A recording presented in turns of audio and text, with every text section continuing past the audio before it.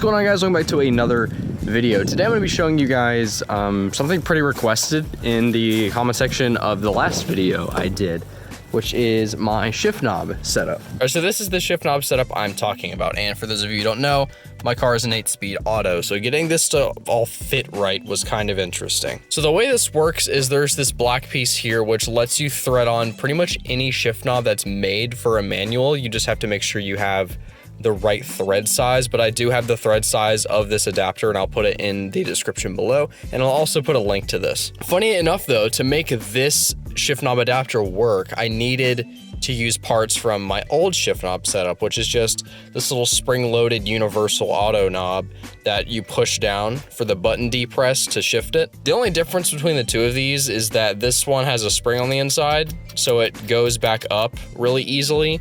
And the only way you can make this one rebound back up after pushing it down is installing it really close, like pretty much right on top of the button depress rod on the inside of this. So when I push mine down, it automatically comes back up because of that. So right here, you can see how it installs. There's just a little screw that basically puts pressure on the shifter rod on the inside, which just holds this in place.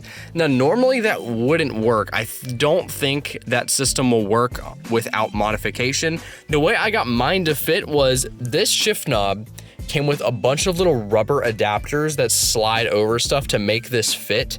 And I put one of those rubber adapters on the inside of this and screwed it into that, and it holds fine and it works really well. That's the only way I could ever see this working. So if you want to get this setup to work for your car, you're probably gonna have to buy this and get the rubber adapters that come with it, or find the rubber adapter somewhere else. But after you get the adapter on, you can just screw on a shift knob just like every other car. You just have to make sure the shift knob fits. And for those of you wondering, the little rubber adapter I was talking about is literally just like a rubber tube. That's literally all it is. So if you have some rubber hosing, that might work too. It's really not hard to install. It goes in super easily, and it looks a hell of a lot better than the stock knob does, because the stock knob just kind of looks like garbage. Last video, you guys saw me take my bottom grill out and my fog lights out, and I've had it like this for about a week and a half to 2 weeks or so, but I'm gonna be putting my fog lights back in because there's just a hole in my bumper and they don't serve any purpose. So, I mean, it looks cool like this, but I mean, it doesn't do anything. And I just have these non-functional holes on my bumper, and